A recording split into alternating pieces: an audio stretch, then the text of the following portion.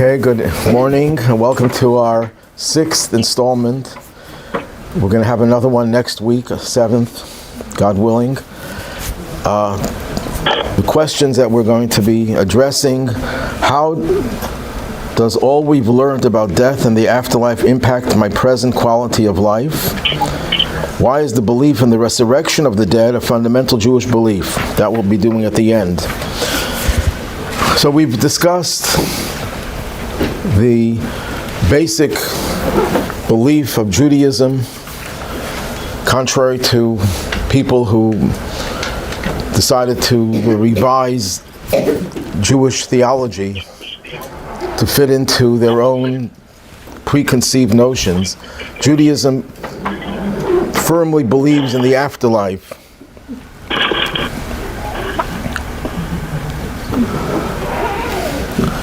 That all souls live on forever. A soul, by definition, is indestructible because it is a part of the divine and therefore will always be around. What happens to the soul is a different question that we discussed in the last few classes. And as a result of our better understanding of what death is, that death is not the end of life, death is a transition from one form of life to another. So the fear of death is mitigated by recognizing that we do live on. Life does not end with death. But also the very notion that we know that we have an end to one phase of life, that mortality is part of life, that encourages us to value the time we spend here. Number one. Number two, it encourages us to take care of our health. That our bodies and our physical existence is important.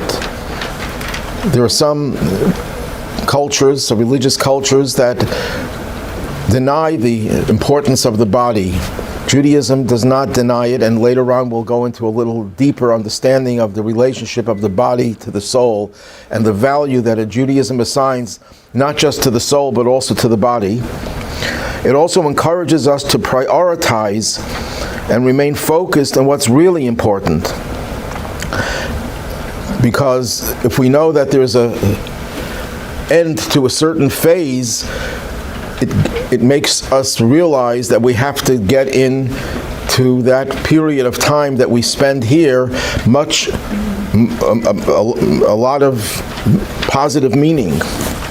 And it also encourages us to leave a legacy, that we want to make sure that we contributed to something that will last, that will endure.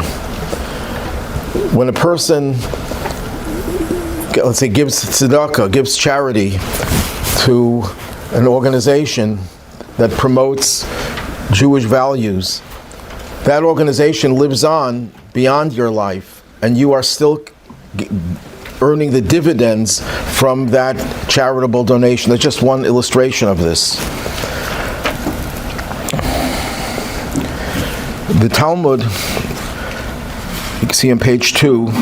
Dynamite, from the ancient Greek term for power, is a potent material indeed.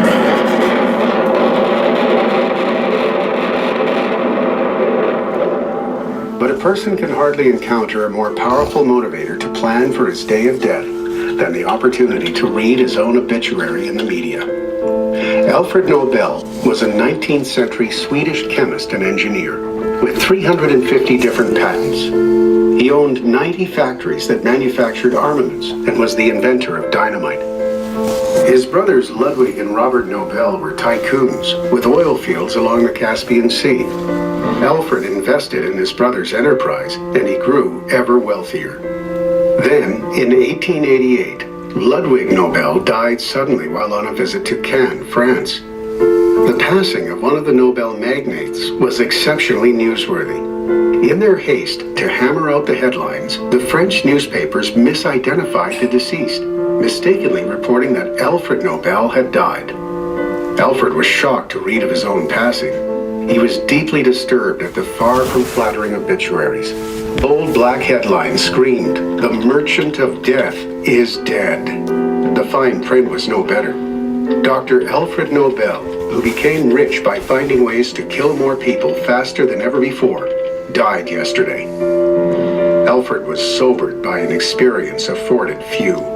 Is this how I will be remembered when my time comes, he wondered? Will I be forever tainted as the merchant of death? Historians speculate that Alfred, determined to improve his genuine obituary by improving his lasting effect on humanity, took steps while still hale and hearty to ensure that mankind would remember him as an everlasting contributor to the advance of civilization and quality of life. On November 27, 1895, Alfred Nobel signed his last will and testament, designating 94% of his vast fortune to the creation of the Nobel Prizes. To this day, his name is synonymous with the advance of science, medicine, literature, and world peace. All it took to transform a merchant of death into an angel of progress and peace was a moment of serious reflection on mortality and its consequences.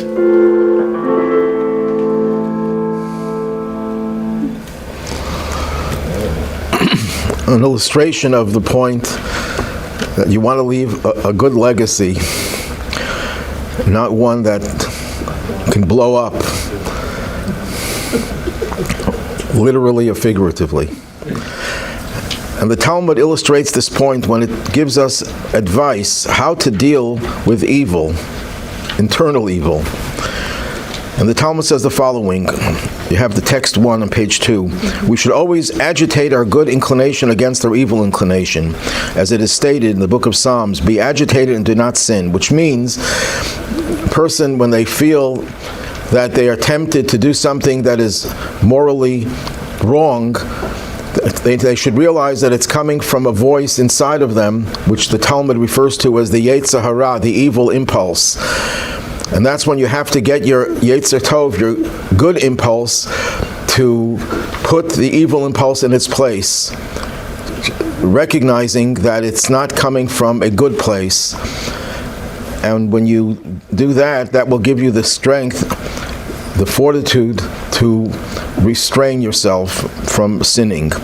If this vanquishes the evil inclination, it all is good. But if not, we should occupy ourselves with Torah study, as it is stated in the same verse, verbalize within your hearts. So the Talmud interprets the meaning of the word verbalizing to study Torah until they enter our hearts.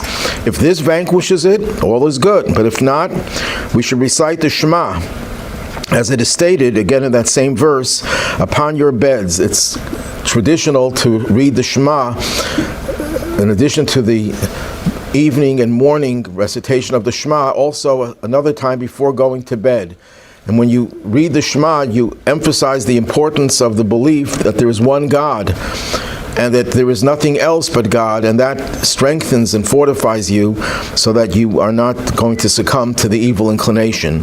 But if this vanquishes it, all is good. But if not, we should remind ourselves of the day of death, as it is stated at the end of that verse, and be forever silent. In other words, realize that there's a time will come when you will be forever silent.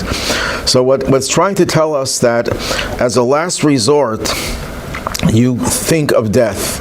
It's not the first thing to put into your mind, because it could become depressing. And Judaism is not about depression. Judaism is about joy and doing everything with joy and happiness, especially in this month that we're in right now, the month of Adar, about which the Talmud says when you enter into this month, you increase your joy. But it's true throughout the year, you're supposed to be in a state of joy whenever possible. So to think of the day of death is a sobering thought, that is a last resort, that if nothing else changes your behavior, your recognition that your life will come to an end and then you will leave no legacy, that will be a sobering thought. Now there's a story of a rabbi, not Shimon, it's a typo, Shimshon, Samson, Wertheimer. He was a 17th century rabbi, great rabbi in his own right, but besides that, he was also the finance minister of Germany. He was an advisor to King Leopold. And his enemies, it's a long story, I'm not going to tell the whole story. If you remind me later on, I can tell the rest of it. But his enemies tried to get him to lose his connection to the Kaiser. And they said to the Kaiser, this man you think is trusted finance minister, a trusted rabbi, he's stealing money from you. You're giving him a lot of money, but he is not going to be honest about how much he really makes. And the king asked him, how much do you make? What's your fortune worth? And he told him an amount, and the king said, that's impossible. I gave you a castle. The castle itself was worth more than all that you said you own. And the rabbi said, you asked me what I own. I don't own a single penny, because everything is here today and it can be gone tomorrow. What I own, what I told you I own, is the charity that I give. That can never be taken away from me. That remains with me forever. And that's a very poignant illustration of the idea that when you do something positive in this world, that remains forever. Nothing else remains forever. Your good times, your vacations, your leisure time, it's all nice and very nice and good, but that doesn't remain. That's gone. The soul doesn't take those memories with it. The soul takes the memories of all the good deeds that it did in the time that you were here. There's a modern day idea called YOLO. You only live once, or what they call the bucket list. This is not a positive phenomenon. I guess you can transform it into something positive, but it's the way it's understood is it's really a paraphrase of what the prophet Isaiah says, talking about such people who say, let's eat and drink today because tomorrow we will be gone. In other words, since life is short, since we don't live forever, let's get the most out of life and just enjoy ourselves and not take life too seriously, because we're not going to be here forever. That's the very antithesis of the Jewish value of life. Instead of saying you only live once, no, we live more than once, but we're preparing for the future by doing only good things that are meaningful. The bucket list is a little bit more crude. It's a takeoff from the expression kicking the bucket, another very irreverent way of referring to death as kicking the bucket. No, that's not what death is. Death is a situation where the soul and body separate from one another and the soul goes to a higher place. So the idea of a bucket list, I have to get in and visit every place in the world. I have to do, there's nothing wrong with visiting, don't get me wrong. There's nothing wrong with leisure and enjoying life.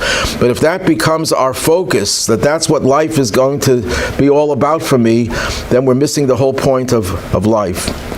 There's a Jewish proverb. It's in Hebrew originally, so they translated it so it should rhyme in English as well. Folks fret over a lost dime and fail to fret over lost time. But money provides no reprieve, while time is impossible to retrieve. You know the story of Jack Benny, a famous Jewish comedian? He was accosted by a thief and he said, your money or your life?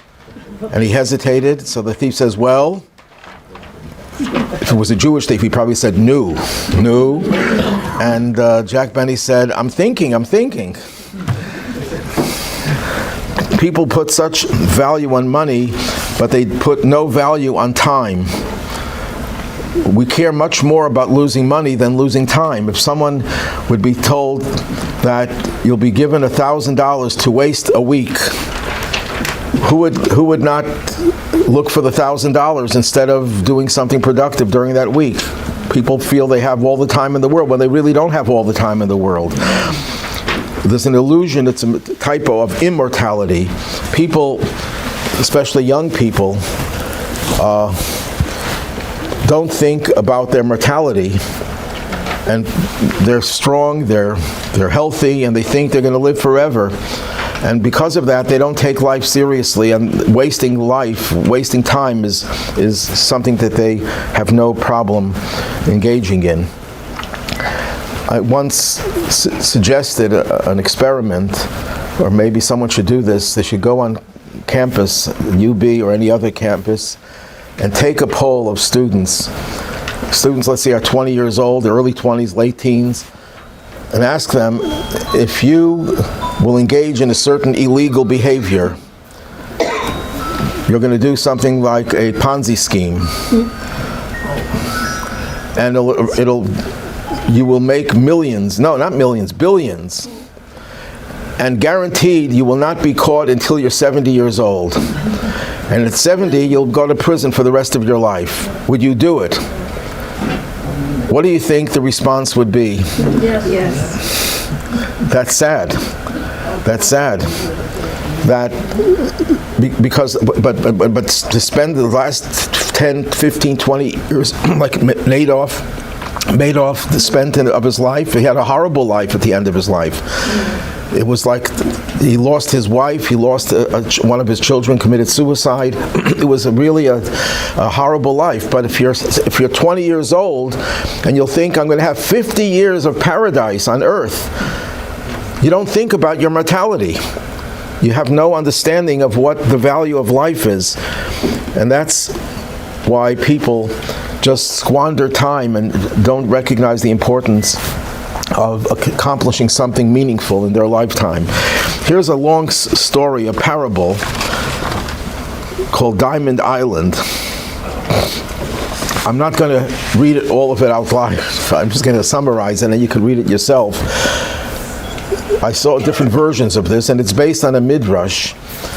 And the story is that someone discovered that there was an island covered with diamonds, and this man was destitute, nothing that he worked at succeeded, so he decided he's going to try to see if he can amass some diamonds. He comes to this island, and sure enough, diamonds scattered all over the place.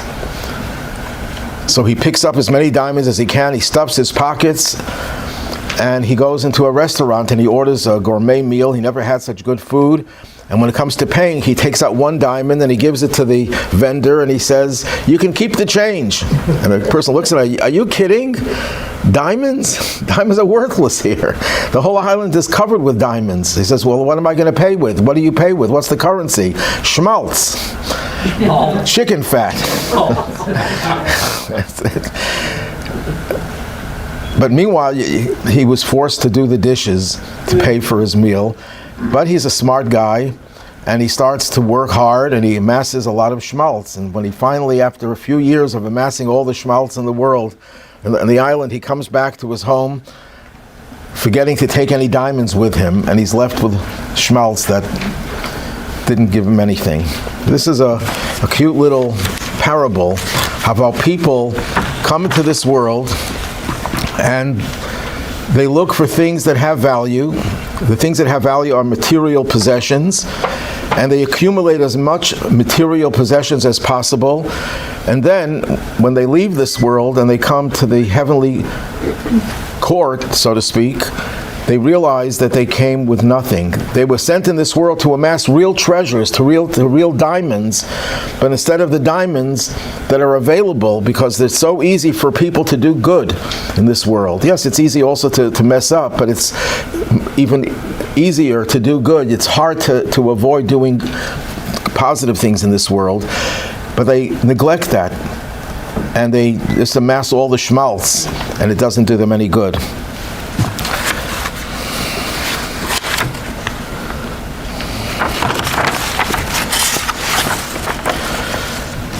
Now we get to the golden years. Everyone here is middle-aged or younger. So when you reach the golden years, you have to be prepared to know exactly what it's all about. There's a type of discrimination called ageism. In a certain sense, ageism is worse than other isms, other negative discriminatory isms, because everyone recognizes, every decent person recognizes that racism is wrong, anti-Semitism is wrong. But when it comes to age, somehow many people who experience old age surrender to that notion that there's something different about me, that I'm less valuable than I was before. you wouldn't know because you're still middle-aged or younger. But people who get older start to say and start to convince themselves, I'm less valuable now than I used to be. And that's as false as one could possibly be. Judaism certainly never disparaged the value of senior citizens, of older people. There's a cute little story, I think it's a true story, that happened. One very prominent American rabbi, Rabbi Yaakov Kamenetsky, was on a plane together with his granddaughter, and she was doting on him. Every few minutes she was going over to him, is there anything else you need? Can I get you this? Can I get you that?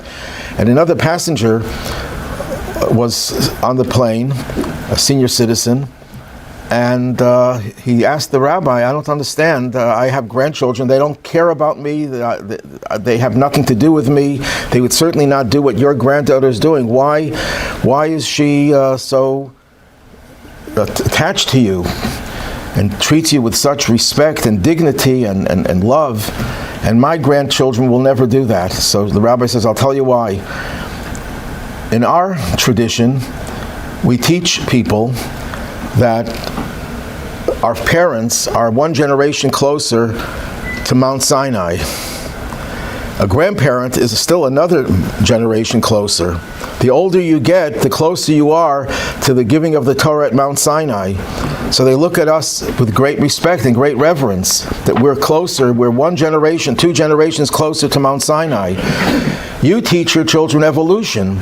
So what do they think about you? You're 2 generations closer to being an ape. Why should they have respect for you?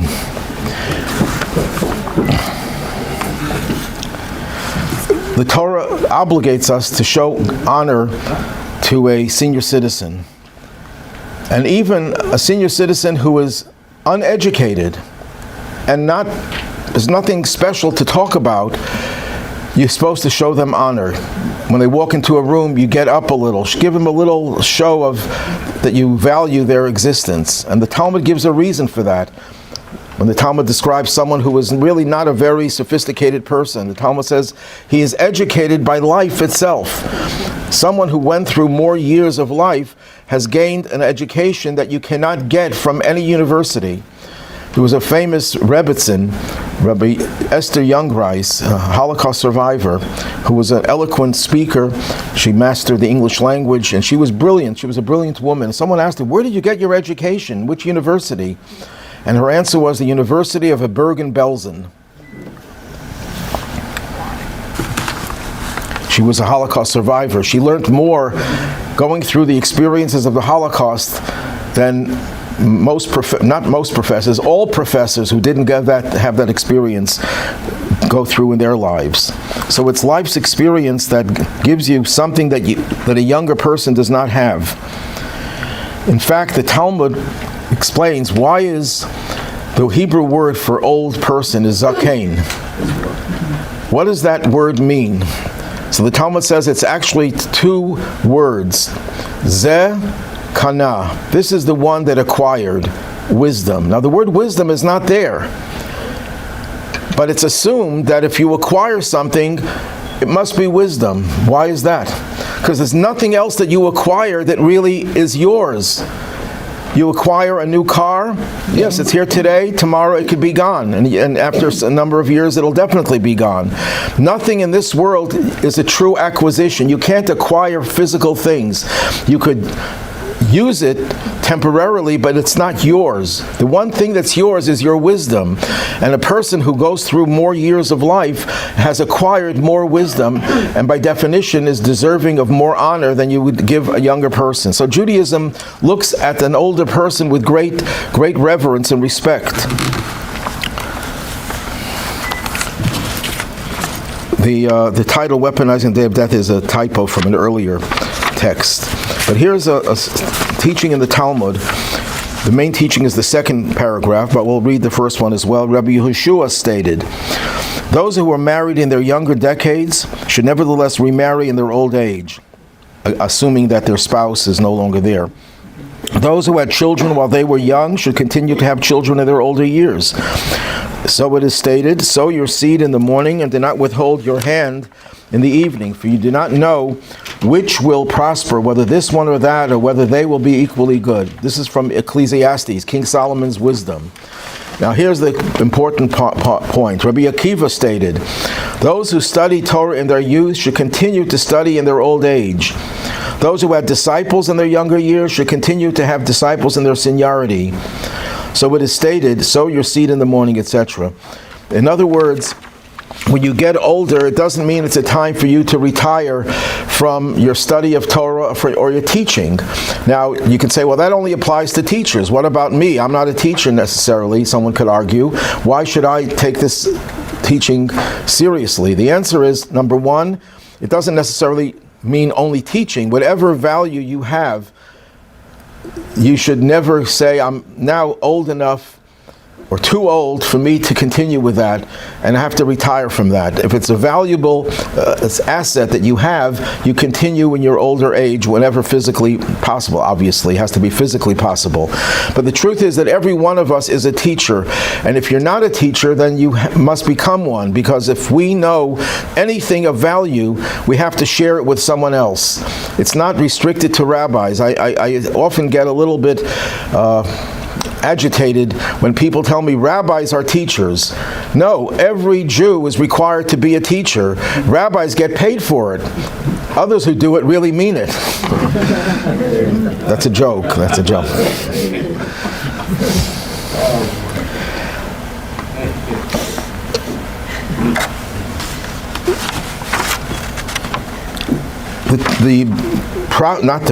The book of Job says man is born for toil. Man here does not mean the masculine. Man here means person. That's when they use the word man, it's people.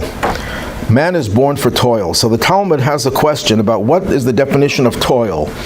Rabbi Elazar says, every man was created for labor. As it is stated, man is born for toil. Based on this verse, I do not know whether he was created for toil of the mouth, speech, or whether he was created for the toil of labor. When the verse states, for his mouth presses upon him, you must say that he was created for toil of the mouth. And still I do not know with regard to the toil of the mouth whether it is for the toil of Torah or for the toil of conversation. When the verse states, this Torah scroll shall not depart from your mouth, you must say that he was created for the toil of Torah. And that is the meaning of what Rava said, all bodies are like receptacles to store items until use. Happy is one who was privileged, who was receptacle for Torah. Let me try to take this apart a little bit and explain what are we referring to? 3 different levels of toil. There are many ways of explaining this, but this is one way. When you're younger, your toil is mostly physical, because you're physically capable of doing a lot of things. When you get older, you become more involved in verbalizing your skills. You become, let's say you're working in a factory, you're working in a business, you reach a certain point where you get a promotion and now you're giving orders, now you're giving guidance. So your toil is mostly with your mouth. And then when you reach even a more advanced age, the toil becomes the toil of Torah study. You're retired from your work, from your employment, so you can devote more time to Torah study. And contrary to the impression that people have that when they get older, they have to use their mind less, Judaism says no, on the contrary, that's when you should use your mind even more, because you're no longer burdened by physical labor, because you can't do it, and you're not in the position where someone's going to ask you to be involved in physical labor. Of course, if you're physically healthy and you can do exercise, you should do it. That's for your health. But the focus is no longer on the physical, the focus becomes on the verbal, and within the verbal itself, on the study of Torah. So the older you become, the more you have to devote yourself to the intellectual aspect of Judaism. Then the Talmud says something very radical, you can think. If the elders advise you to destruct and the youth to construct, heed the counsel of the elders, because destruction upon the advice of elders is constructive, and construction upon the advice of youth is destructive. What is this referring to? This is referring to a biblical story. King Solomon, in order to build the temple and his own palace, taxed the people very heavily. When he died, his son, Rechavam, took over, and the people complained that the taxes were too high. Nothing has ever changed. People always complain about the taxes. And King Solomon, King Rechavam, consulted with his advisors. He had two sets of advisors. He had senior citizens and he had young advisors. The young advisors said, they're complaining about taxes, tax them even more. And the old advisors say, relax the taxes. Let them have a little bit of a respite from taxes. Who did he listen? He listened to the young advisors, and he taxed them even more. And as a result, 10 of the 12 tribes seceded from the Union. They broke away and they founded their own state, their own country, called the land of Israel, as opposed to the Judea, the land of Yehuda. So he lost 10 of the 12 tribes because he listened to the advice of the younger advisors. So the Talmud uses this as a basis for the idea that when the young give you advice, don't fall for it just because they're young and you think their minds are more fertile and they're more able to think through things clearly. No, it's not true.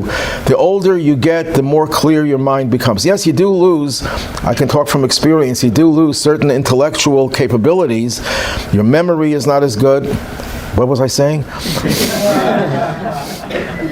Your memory sometimes gets worse, but your mind becomes much more settled. The Talmud actually makes this point when it says, if you're an ignoramus, if you're how do I put this politely? If you're someone who's very dull intellectually, the older you get, the more dull you become. But if someone is smart, the older they get, the smarter they become. And the Talmud uses the expression, their mind is settled and more settled. When you're young, your mind is racing back and forth, and you can't reach an understanding that's settled, because your mind is always coming up with counter arguments, and you can never come to a real solid conclusion. When you're older, you see things more clearly, and that's why the older you get, the more capable you are in doing certain things that you couldn't have done when you were younger. What happens if someone suffers from dementia, God forbid, and they lose their mind and their ability to use their mind for study? So here's what the Talmud, in text 5, Rabbi Yeshua ben Levi further advised, be careful to continue to respect an elder who has forgotten his Torah knowledge due to circumstances beyond his control. What do you mean beyond your control? You can forget things intentionally by neglecting to study. There was one guy who once heard that the ultimate knowledge is to know that you don't know. So he said to himself, I know everything, so I'm not so smart. You know what? My problem is I study too much. I'm going to stop studying for a week. A week goes by, and he realizes that he forgot a few things. He says, I'm getting smarter. There's more things I don't know. And so then he decided he's going to stop learning for a month, and then a year, until he knew nothing. He says, now I'm the smartest I ever was. I know nothing. That's a joke, but it's a very true phenomenon that people intentionally decide, I'm not going to study anymore. I see this with a lot of, what's the Generation X, and what's the other one? The Z? Or whatever. They change the names every few years. And someone was once asked, what would you like? We can bring in a certain lecturer to lecture on different subjects. What subject would you like to hear lectures on? And this person says, I'm not interested in hearing any lectures. I had enough in college. If I have to know something, I just go to my phone and I ask the phone, Siri, to give me an answer. I'm not interested in hearing any lectures. That's the type of person who is intentionally rejecting using the mind for the study of Torah, or for the study of anything for that matter. But if someone loses his ability to learn because of illness, how do we treat that person? So even though he is no longer a Torah scholar, he must still be respected for the Torah that he once possessed. As we say, both the tablets of the covenant and the broken tablets are placed in the Ark of the Covenant in the temple. When Moses came down from the mountain with the tablets, he shattered them. Some of you may remember. So middle-aged people amongst us, if I remember. He shattered the tablets, and then he came down with another set of tablets. What did he do with the shattered tablets? So the Talmud says he put them in the ark together with the whole tablets to teach us that even if you're a shattered tablet, you deserve to be given the same respect and the same reverence as you would for the whole tablets. You don't lose anything just because of illness. So a person should not think, even if they do experience some type of infirmity with old age, they shouldn't think, you know what, I'm a shadow of what I used to be. I'm a nobody. I'm nothing. And become depressed. No, you deserve every bit of respect based on what you once knew.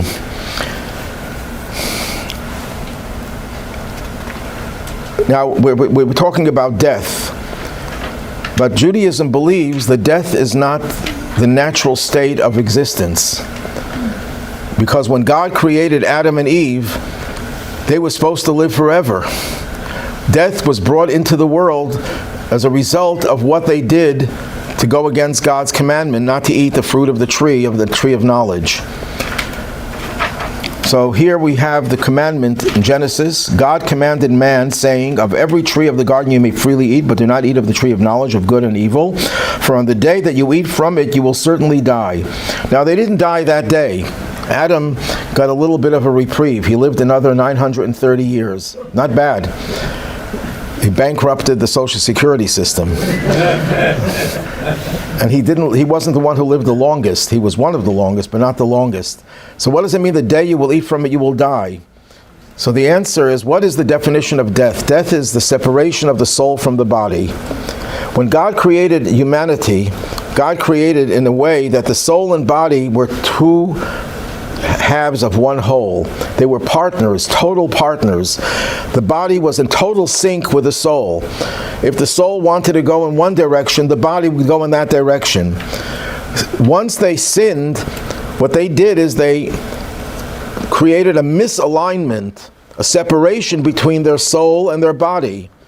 Once there's a misalignment, that's the beginning of death, because that means the soul is separated from the body. So you could be walking and be healthy and be walking around and very vibrant and everything, but you could be spiritually dead because your soul is not working together with your body. The soul is going in its own direction and the body is going in its direction. That's a form of spiritual death. So death was introduced into the world as a result of Adam and Eve's separating their bodies from their souls. Once that is corrected, and since that day onward, humanity was charged with a mission to reverse that process, to make our bodies conform to the dictates of our souls, which we do through every mitzvah that we do. Changes the dynamic between soul and body, and the soul and body are now working together in tandem. And when we fully implement that reversal, then death disappears. There's no need for physical death, because physical death is a result of the gradual death that occurs when people go against God's will and they allow their bodies to go in the opposite direction of their soul. So death was introduced when misalignment between body and soul occurred, and when their sin is rectified, which we do, that's our job, death ceases.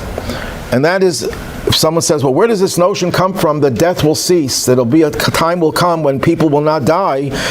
Look in the text 7, it's a verse in Isaiah. God will eradicate death forever and wipe the tears off every face.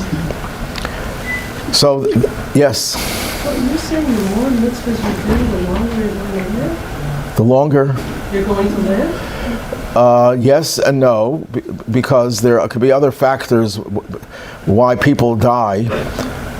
Because when the sin of the Adam and Eve occurred, it brought death into the world until such time that we'll have the cumulative effect of all the mitzvahs of humanity from that time onward. But until that cumulative effect takes place, death still exists. And the Talmud refers to certain people who only die because of a decree that God said death will come into the world, not because their own lives, there's no separation of their own lives. Very righteous people live a life where there is no separation. So they really shouldn't die, but there's still death until Mashiach comes, and then the mission will be fully completed. Then death will disappear from everybody. There will be no need for death at all. But meanwhile, death is part of, was instituted in society, in nature, because of that sin of Adam and Eve. Another fundamental belief in Judaism is the resurrection of the dead. Maimonides formulated 13 principles of faith. In other words, he gleaned from all the sources of Judaism, the Bible, Tanakh, the Talmud, Midrash, 13 principles. No, it's not shocking. Doesn't teach because they're not sure. He formulated 13 principles of faith. What does that mean, a principle of faith? But these are the foundations of Judaism. If you eliminate one part of Judaism, it doesn't undermine the entirety of Judaism. It damages it. If you throw a brick at a window of a building, it damages the building, but it doesn't undermine the whole structure of the building. But if you put some dynamite in the basement of the building, where the foundation is, it'll undermine the whole building, and the whole building will topple. So that's what a principle of faith is. These are fundamental to Judaism. The 12th of the 13, the first principle obviously is the belief in God, then the belief in that there's only one God, and so on, and the belief in the Torah, that the Torah is divine. The 12th principle is the belief in the Mashiach, that the Mashiach, a human being, a Jewish leader, will come and bring the world to a state of perfection. That's the 12th principle. What's the 13th, the final principle? That in the Messianic age, at a certain point, the dead will be brought back to life. That is the 13th principle and foundational belief in Judaism. Why is this such a fundamental belief? So, there are several explanations. First of all, let's try to understand why the 12th principle is a fundamental belief, the belief in the coming of Mashiach. Because God gave us the Torah and gave us the commandments in the Torah, a total of 613. Right now, we cannot observe most of the 613. There are only about 200, a third of the 613, that are actionable, that are capable of being observed today.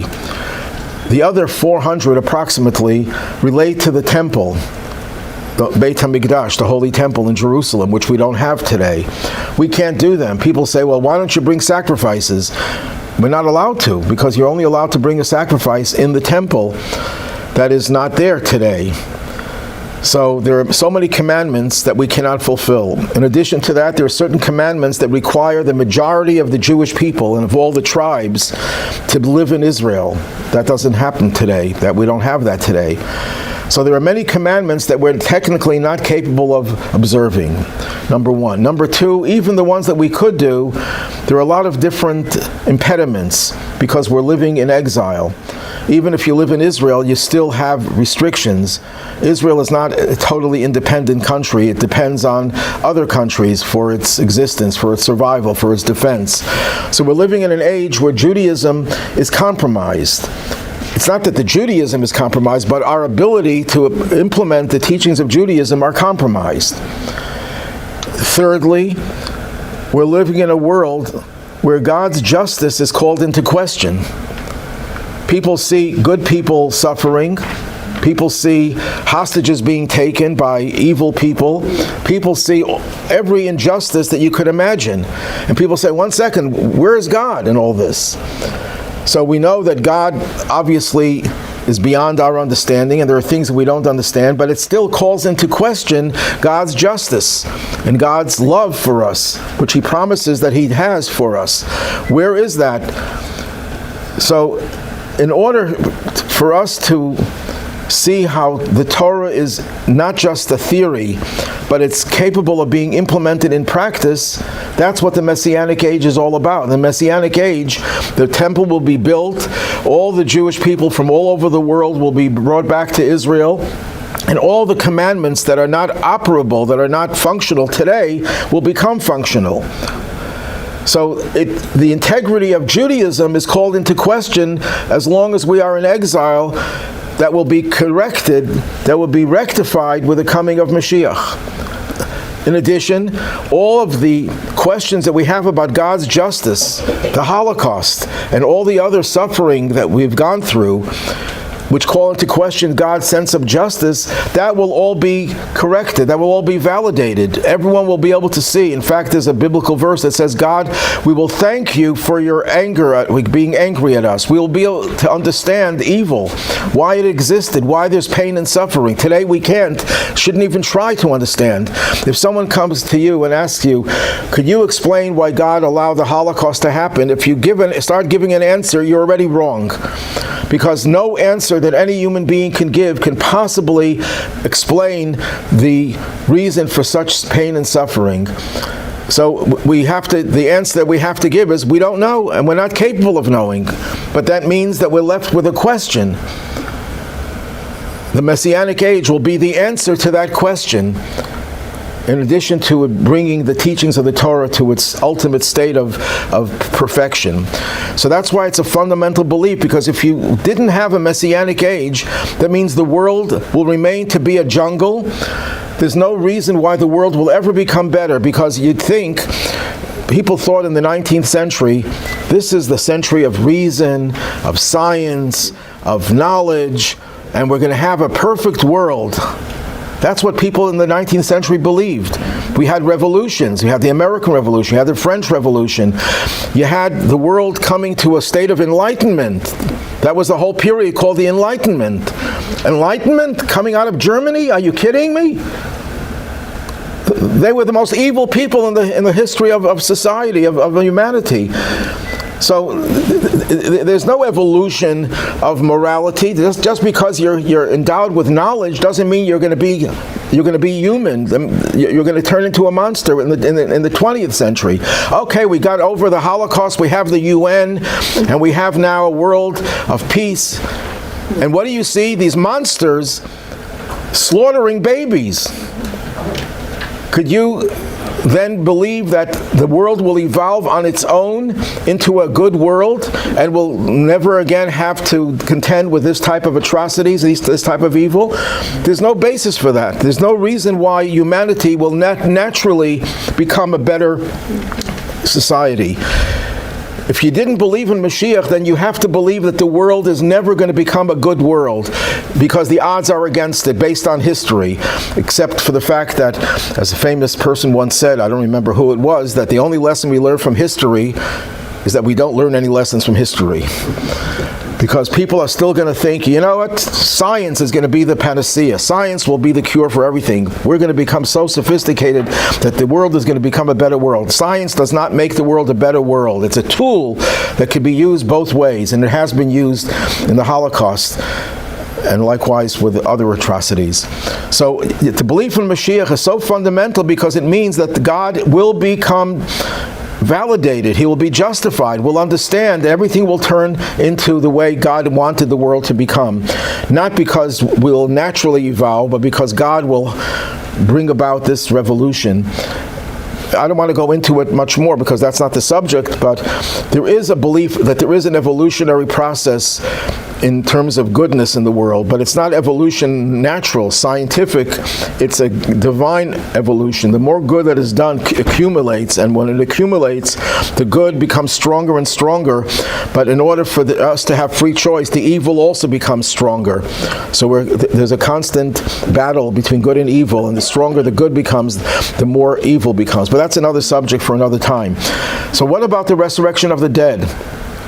So here also, it follows on the belief in the coming of Mashiach. What would happen, Mashiach comes today, and the world becomes a better world. So everyone would say, yes, God's justice has been validated. Everything is now hunky-dory. Everything is perfect. Everything is beautiful and wonderful. There's peace breaking out all over the world. People will be hugging each other. That's not the end.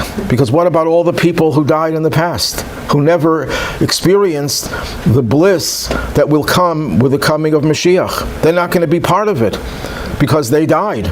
They only went through, they went through the Holocaust, they went through the Crusades, they went through the Inquisitions, they went through the pogroms, they went through the destruction of the temple, and they're gone.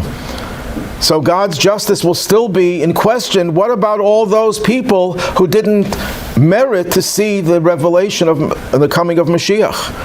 And the answer to that is yes, they will come back. They will be brought back over here, and they will enjoy the same blessings that those who are alive when Mashiach comes, hopefully all of us here, they will have the same experience. So God's justice will be fully validated. Furthermore, and this is a major point that reveals a revolutionary approach to the belief in the importance of the body versus the soul. In every religion, and I'm not expert in every religion, but as far as I know, the emphasis is placed on the soul. That the body is at the best, it's the temple of the soul. At the best. At the worst, it's the greatest enemy of the soul. Depending on which theological system you follow, the body is at best a temple of the soul, but the body itself has no real intrinsic value, spiritual, godly value, or it's our bitter enemy. Well, Judaism does not believe that. Judaism believes that the body itself has spiritual power and spiritual significance. There's a biblical verse which the Baal Shem Tov interpreted in a novel way. The verse is, if you see the ox of your enemy crumbling under its load, and you will consider avoiding helping, you shall indeed help. That's the simple meaning, that if you see someone's car breaks down and they're struggling to put to fix repair the flat tire, whatever, and you'll say, it's none of my business, the Torah commands you to help out. That's the simple meaning. The Baal Shem Tov gave a novel understanding of that. If you look into your body, the ox is a metaphor for your body, and you'll conclude, it's my enemy. My soul wants to go up, and the body wants me to go down. My body is schlepping me down. So you'll consider, I'm not going to help my body, I'm going to torture my body, which is what many religions believed in, that the body is our bitter enemy. Let's fight the body. Let's mortify ourselves. Let's fast. And in Judaism, there's also a strain that had that approach. So the Baal Shem Tov says, no, the Torah says if you consider not helping the body, on the contrary, work with the body. The soul and body should work in tandem. That's the ultimate goal, because the body itself has intrinsic spiritual value. I like to use a metaphor. There are two metaphors that can be used that are both valid. The one metaphor is the relationship of the soul to the body is like this. The soul wants to grow, but how do you grow best when you have challenges? So the soul is thrust into a body which poses a challenge to the soul, and you overcome the challenges and you successfully meet them, so your soul is elevated. So the body is really the instrument through which the soul is elevated. So the body is also elevated by virtue of its connection to the soul. So the body is not shunned or discarded, the body is elevated. And eventually the time will come when we will see and appreciate the value of the human body, not just its physical value, but its spiritual value. But that metaphor is maybe the best, another way of describing it, it would be an actor. An actor is an artist, needs props. They could act without the props, but it won't be as effective as it is with the props. They put on the garments of the particular age they're depicting. Whatever it is, they have the props that helps their acting express itself in a more advanced way. It enhances their acting capability. That's how the body is the prop of the soul. It helps the soul reach a more sophisticated level because that's what props do. But then there's another metaphor. The other metaphor is a teacher and a student. Or let's take a university. A university has many different people involved.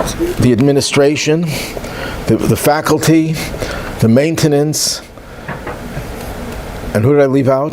Oh, the students. That was deliberate. The students. What is the purpose of the university? To employ faculty and administrators and janitors? It seems that way sometimes, but that's not what a school is for. It's for the student. So who is superior, the teacher or the student?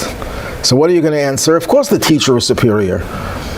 The teacher has more knowledge, because if the teacher wasn't superior, why is the student going to the teacher? The answer is the teacher is more sophisticated and has more knowledge. But the truth is, no, that's not true. The student is the most important, but the student doesn't have the knowledge, doesn't have the ability to realize its potential, so it needs the teacher to make the student more educated. And at the end, the student graduates and sometimes goes ahead and becomes way smarter and way more advanced than the professors were. The student goes on to win a Nobel Prize, talking about Mr. Nobel. That's the relationship of the soul to the body. The soul is the teacher, much more sophisticated than the body. The body is dumb. It has no sophistication whatsoever. But when the soul educates the body, the reason why the soul is in this world is for the body, not for the soul. Yes, the soul benefits from it. The soul grows and is advancing because of it, but that's not the objective. The objective is for the body. So when you're looking at the relationship between soul and body, we have this paradox. On one hand, the soul is much more sophisticated, and without the soul, the body will remain an idiot. The body will remain unrefined. The body will remain a piece of comes from the earth, like a piece of dust from the earth. When the soul engages the body, the soul not only grows because it's like the actor who uses the props to become more advanced, more artistic, but the soul reveals the true nature of the body, that in a certain sense, in mystical literature, the body is even holier than the soul. But it needs the soul to reveal that. So it's the paradox over here. Without the soul, the body is nothing. With the soul, the body is even more than that will be fully revealed with the resurrection of the dead. That's when the value of the body will be fully actualized, and that the soul and body will work together in tandem. But instead of the soul giving life to the body, energizing the body will energize the soul. And that's the ultimate objective of the resurrection of the dead, which explains the very reason why there's a physical existence, why we need a body. It's not that the body is just an enemy that we have to contend with. That's true. The body could become an enemy when people don't allow themselves to be educated by the soul. The body is not just an enemy. It's not just a prop to help us grow, but it becomes the objective of life. And that's what the resurrection of the dead is all about.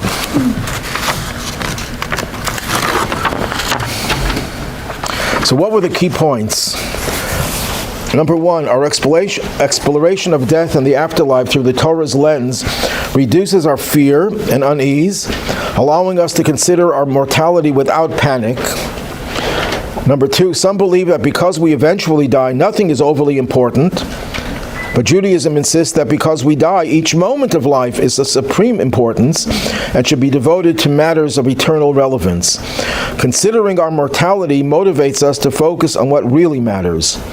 Number three, our natural illusion of immortality when you're young, you think you have that illusion, spurs us to consider time as dispensable. We care more about wasted money than wasted time. Reflecting on life's finitude, on its limited nature, replaces this illusion with an urgency to take advantage of each moment. Number 4, we are designed to be productive beings. Retirement, in quotation marks, is not a Jewish concept. Now, it doesn't mean that if you're working as a construction worker, that you have to be a construction worker until you're 120. You could retire. There's no law against retirement, but the concept that I'm going to retire from active life is anathema, is foreign to Jewish values. So you could do other things. You could be a volunteer. You could study more Torah, but you can't retire. And I think I shared this in one of the earlier classes, that there was someone, a very wealthy man, a philanthropist from the north, and he moved down to Florida, the promised land of Florida. He was asked to get involved in helping one of the Chabad houses there, and he said, I spent most of so many decades of my life with philanthropy and organizing. Now I'm just going to take it easy. He was dead within a half year. I'm not saying that killed him, but who knows? Who knows if he would have devoted the last years of his life to productive things instead of just playing golf, he could have lived longer. As our brute powers wane, which we recognize, we should transition to mentoring, sharing our wisdom and experiences, etc. Number 5, before the sin of the tree of knowledge, the body was the soul's extension, and their desires were synced. Sin destroyed that dynamic, causing spiritual death, which is the misalignment of body and soul. Physical death is the outgrowth of spiritual death. So when God told them they'll die that day, they didn't physically die, but they did spiritually die. This misalignment started to happen. And finally, we rectify spiritual death by realigning everything with its purpose, ignoring the superficial layers of a thing, which is its body, and instead focusing on its inner truth and purpose, soul. And I added at the end that in truth, it's not just ignoring the body, it's getting the body to really recognize its true purpose. Upon completing this rectification, physical death will no longer be part of the human condition. Any questions?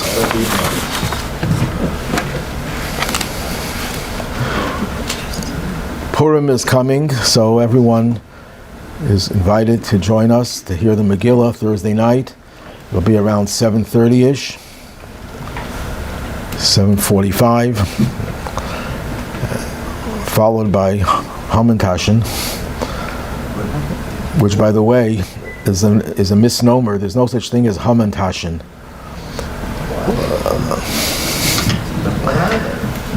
No, it's the real name is Muntashen. Mun is poppy seeds, and for some reason they stopped making poppy seed Hamantashen. But that's the original. Why is it customary to eat poppy seeds on Purim? Because Queen Esther, when she was in the palace, in order for her to keep kosher, she had to become a vegetarian, and she would eat seeds. So there's a custom to eat seeds, and I guess the only seeds that were available to people were poppy seeds, and they put sugar in it and they made it into something sweet. So they became mun tashin. Mun is in Yiddish is poppy seeds. Tashin are pockets, poppy seed pockets. Someone decided it sounds like Haman, so they turned it into Haman pockets. But what's the significance of Haman's pockets? They decided, no, it's Haman's ears. And in Hebrew, they now call, in Israel, they call it Aznei Haman, Haman's ears. What do we know about his ears? There's nothing about his ears that we know anything. That's how things evolve. So when we eat Muntashen, we're eating, it's a reminder of how Esther sacrificed herself and in the palace ate seeds. Yes? Okay, I have a question for you. My understanding was that the Hamantashen was the hat that he wore, but Hasidus is it something with his ear or something? Well, that's what I just mentioned. There's nothing that we know about his ears. Unless there's some remote source, why would his hat be in significance? Maybe that's why the cookie is designed in the shape of the triangle. Well, why is it a triangle? That's another question. The reason why it's a triangle, it said that the triangle represents the patriarchs, Abraham, Isaac, and Jacob, that it's in their merit that we were saved. There's another explanation I read, that in the laws of forbidden mixtures, you're not supposed to plant forbidden mixtures. You have to separate them. If there's you plant certain plant and it's in a triangular form and it intrudes on another plot of land where something else is planted, it's considered to be separate, because the triangular shape of it marks how it's separated from the other thing. And the idea is that the Jewish people are like triangles that we can never assimilate. We can try, some people have tried, but ultimately we're separated. We're always separate. That's a more modern explanation. Yes? I have a question. Last night that it starts as a circle, but you fold the circle into threes and it becomes a triangle. Okay. I don't know if that's any significance. It could be. Why Hamantashen? Why that pastry in the middle? Because the whole miracle of Purim was a hidden miracle. Esther, the word Esther means concealed. That God was concealed, and even the miracle was concealed. But someone pointed out to me a few years ago, or actually I asked the question, in the olden days when I grew up, Hamantashen had the filling totally covered. You couldn't see the filling. You had to taste it. You had to bite into it. And now they make Hamantashen where you could see the jelly or whatever it is. So the answer is now we're ready for the miracles to become open miracles. There you go. Not enough. We're tired of the hidden miracles. What? My head is has three corners. Three corners has my head. If head doesn't have three corners, it will not be. Anyone on Zoom with a question? Yeah, Rabbi, I have a question. Yeah. Yes, if the body deteriorates after so much time inside the ground, if I understood when you're saying when Mashiach comes that the body somehow becomes part of the soul again, so I'm not sure how that happens. Well, I couldn't do it, to take the body decomposed and bring it back to life. That's obviously God is doing. So he's going to take what's ever left of the body. It says there's one bone of the body that is indestructible, and through that he reconstructs the body. But if it's God is doing it, it's not a challenge for him. It's not something that happens naturally. It's through God's efforts. Thank you. Okay, everyone have a good week.